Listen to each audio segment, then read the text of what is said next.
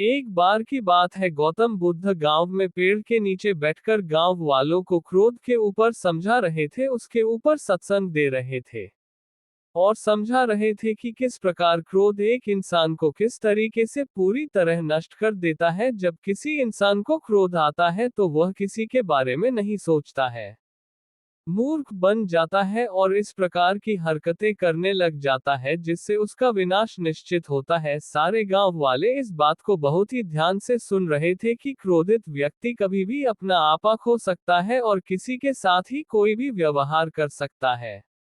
जब यह इससे विषय आगे बढ़ने लगा तो गांव वाले इस विषय को बहुत ही ध्यानपूर्वक सुनने लगे, लेकिन बीच में बैठा हुआ व्यक्ति थोड़ा विचलित हो रहा था। उसे लग रहा था कि यह सारी की सारी बातें उसे सुनाई जा रही है, क्योंकि उसे बहुत क्रोध आता था। जैसे जैसे यह विषय से आगे बढ़ता गया, उस व्यक्ति का क्रोध और बढ़ता गया और अपने स्थान से खड़ा होकर गौतम बुद्ध के पास गया, उनके मुंह पर थूक दिया और कहने लगा, क्या फालतू की बातें कर रहे हो, क्या बकवास कर रहे हो, हमें तुम्हारी यह फालतू की बातें नहीं सुनना, जहां से चले जाओ।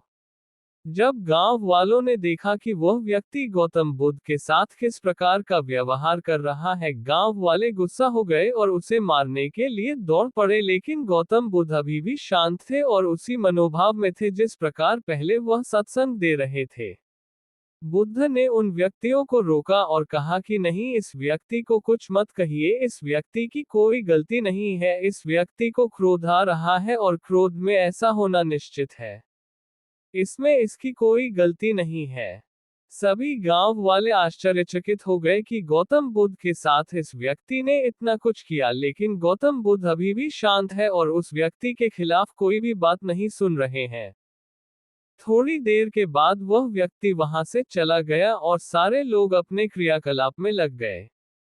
रात में जब वह व्यक्ति सोया तब उसे अपनी गलती का एहसास हुआ। सुबह उठकर वह जल्दी गौतम बुद्ध के पास पहुंचा और उनके पैरों में गिरकर रोने लगा, कहने लगा कि मुझसे बहुत ही बड़ी गलती हो गई है, मुझे माफ कर दीजिए कि मैंने आपको कल बहुत ही अपशब्द कहे, बहुत ही बुरा व्यवहार किया और इसके लिए आप जो सजा मुझे देना चाहते हैं वो दें।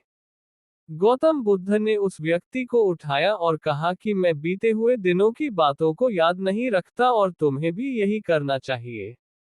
तुमने अपनी गलती मानी और उससे सीख ली। ऐसी कथाओं को सुनने के लिए हमारे चैनल को लाइक और सब्सक्राइब करें।